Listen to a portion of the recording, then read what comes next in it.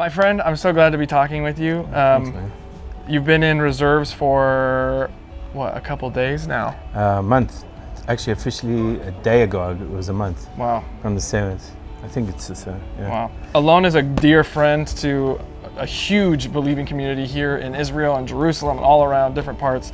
We have so many different similar friends, and shoot, our kids were hanging out when they were little and comparing sizes and so I actually took a lot of the stuff he's been doing with his kids. I took it onto my kids, and it's working.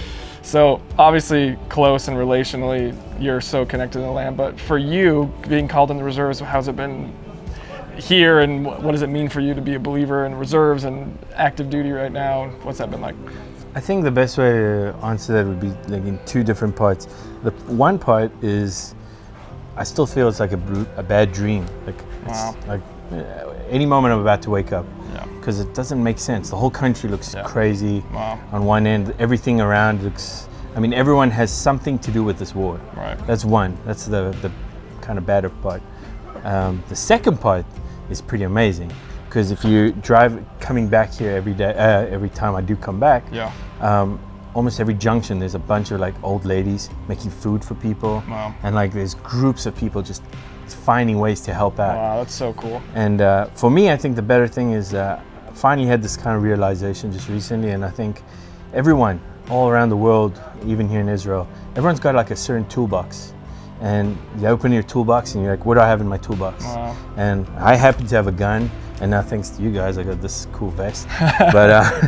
But I got this, and somehow we're helping in this direction. But there's ladies all around the world, older ladies. I'm sure there's a Betsy somewhere, and she's praying day and night for everyone.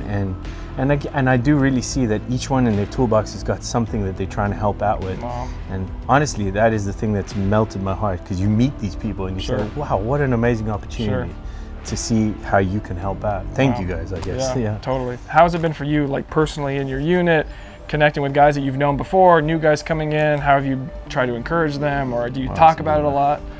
I think the weirder way to look at it is I'm kind of like a hated optimist, because I'm like, guys, you know, I know it looks really bad, but you know what, the sun's going to rise again, and we're going to be with our families, and you know, Luna Parks are going to be open. I mean, we're going to watch movies, and that's my one side.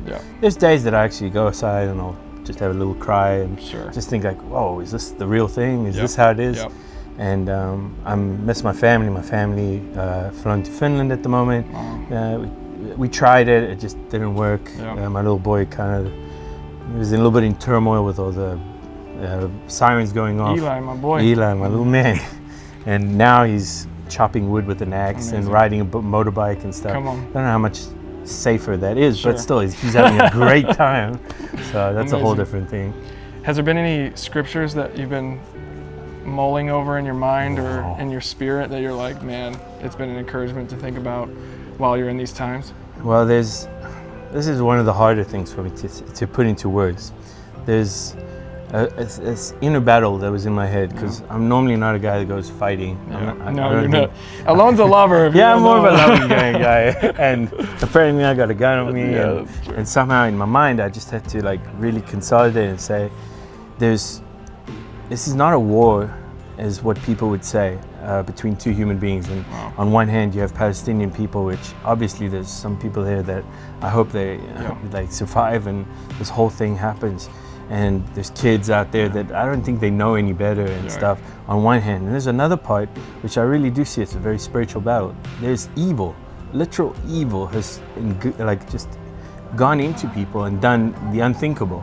And so when I had to pull myself back, I'm like, all right, Alon, take your normal shoes off and put on your shoes like in the Bible, where God told certain people go in and like bring justice in a way. So I haven't had the opportunity to do that yet, and I'm praying that the Lord will give me just boldness to do whatever I need to do. But it's not hard for me to say, all right, I'm not angry. I'm going in, doing this job, and making sure it's going to get done. That's what I'm hoping. I have one last question. You mentioned like, the individual strengths that a person can bring in this situation, whether it's, you know, a grandma or mother bringing a soldier food, all that stuff.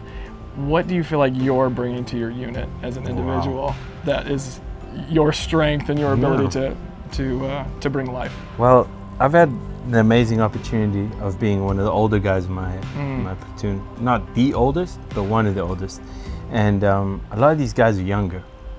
And sometimes they'll make a joke like, "Oh, you freaking old," and I'm like, "No, I'm only 38." Wow. But to them, you're a dinosaur already.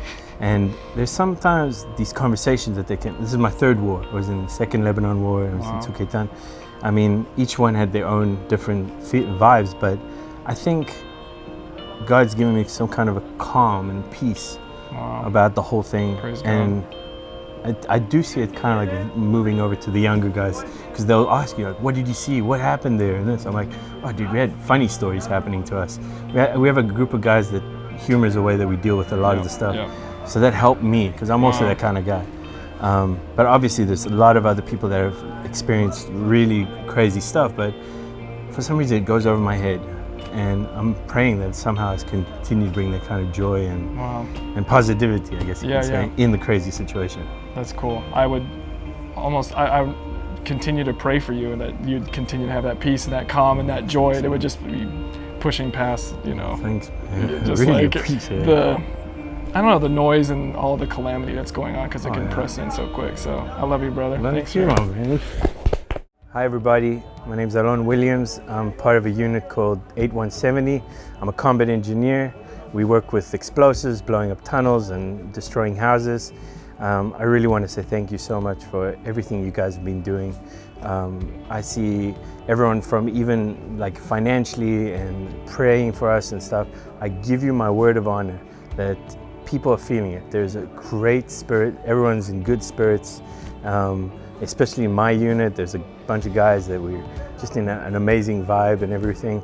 And I just wanted to say thank you for donating and helping me look after myself a little bit better. I really appreciate it. I'm actually surprised this thing fits me. People have been feeding us like crazy, so I'm also amazed at that. But thank you guys so much.